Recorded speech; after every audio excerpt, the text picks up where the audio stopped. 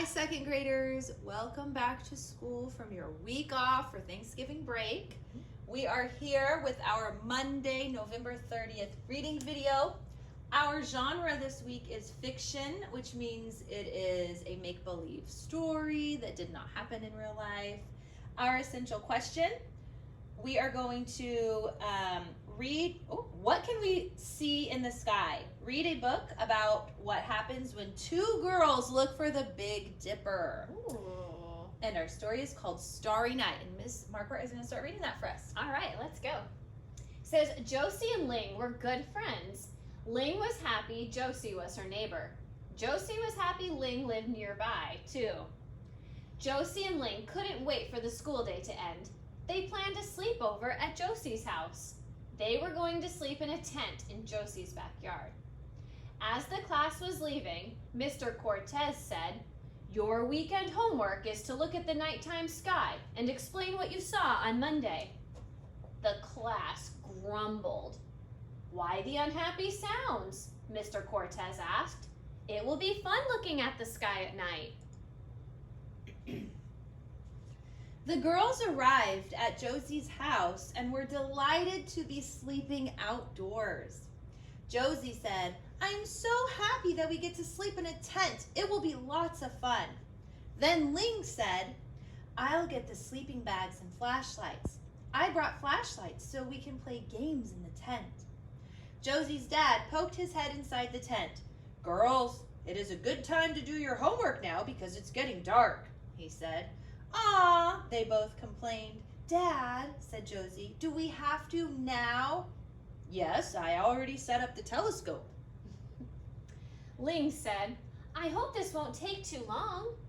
Josie looked up and spotted a crescent moon. "Did you know the moon's light comes from the sun?" said Josie. "It's funny that it's called moonlight." "Yes," said Ling, who was still thinking about playing in the tent. Josie's dad smiled at the girls and said, "See, the stars in the sky? Those points of bright light can form shapes. You can see the Big Dipper," he said. "It's a group of stars that look like a giant spoon in the sky." Josie's dad showed her how to look through the telescope. "Wow, that's more stars than I ever dreamed of. I never imagined there could be so many." It was Ling's turn to look. Ling cried out, "I see a bright light moving in the sky." "That's a shooting star," said Josie's dad. "This is fun," said Ling. "I really enjoy looking at the stars." "I think we've seen enough of the nighttime sky," said Josie's dad. "You girls can go play now." "Aw, Dad, can't we keep looking?" asked Josie. "This is really fun." "Yeah," said Ling. "We have had an adventure already. We haven't even played in the tent yet." "You're right, Ling," said Josie. "This has been an exciting night." Wow, that was actually a pretty good story. I like that. It's pretty cute. And you know what? Even though it's fiction, it sounds like a story that could happen in real life. Yeah, kind of like realistic fiction, right? Because the Big Dipper is real. Yep. And the stars in the nighttime sky are real. And kids could have a sleepover in a tent and look at them if they wanted to. They sure could. Yeah, there's nothing in here that couldn't really happen. Pretty cool. Nice. All right, let's take a look at our worksheet for today. It looks like, I'm going to zoom in a little so we can see this. Our essential question was, what can we see in the sky? So there are a lot of different things you could see in the sky. And you guys could make this a personal answer and talk about what you see when you look up in the sky. Or you can think about what Josie and Ling and her father saw when they were looking through the telescope, and think about something that they mentioned that they saw in the sky. So completely up to you. Just make sure that you write in a complete sentence. And at this point in second grade, we really like to see you restating the question as the beginning of your answer. So if the question says, "What can we see in the sky?" a good way to start your answer might be, "In the sky, I see," and then you can tell me what you see. Maybe it's the Big Dipper. Ooh. Maybe a shooting star or a crescent Crescent moon. Those are some ideas you guys can draw from. Let's take a look at the next section. Our comprehension strategy is to reread. What did you learn about the nighttime sky after listening to this story? So if you want to go back and rewind the video and listen again, you can think about something you learned about the nighttime sky. Can you think of something that you learned when you watched this video?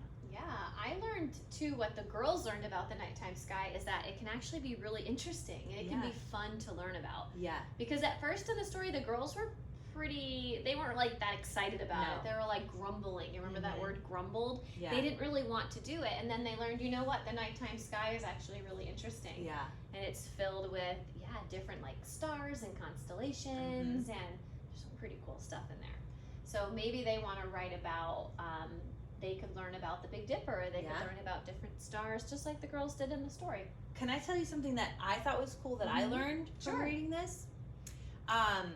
Because I think this story I think the author's purpose kind of had two purposes. One, it entertained me because it was a fictional story. Yep. But two, it also informed me. I learned some things by reading this. Yeah. And one thing that I learned was that the moonlight actually comes from the sun. When the sun shines on the moon, that's what makes the moon glow. And I thought that was a really cool fact to learn. Huh? That's a really interesting thing. All right, let's take a look at the bottom portion of our worksheet for today. And you can see we have a challenge, a really difficult challenge. Draw a picture of what the characters saw in the nighttime sky. So you might draw them looking through a telescope up at the crescent moon or the Big Dipper. And your challenge is, can you add 5 colors? The reason we have this challenge is because, yes, this is the easy, more fun part of the lesson, but it is fun when we get to see a student who really put a lot of effort into their picture and made it colorful. And for some of you, this won't be a challenge because you always make this picture nice and colorful. But for some of us, we like to just draw a quick little pencil sketch, and it will be a little bit more of a challenge for you to add some color and make it really visually appealing and have those nighttime colors pop in us to see the stars and the nighttime sky. And so we're looking forward to seeing what awesome pictures you guys come up with. And that is it for today's reading lesson.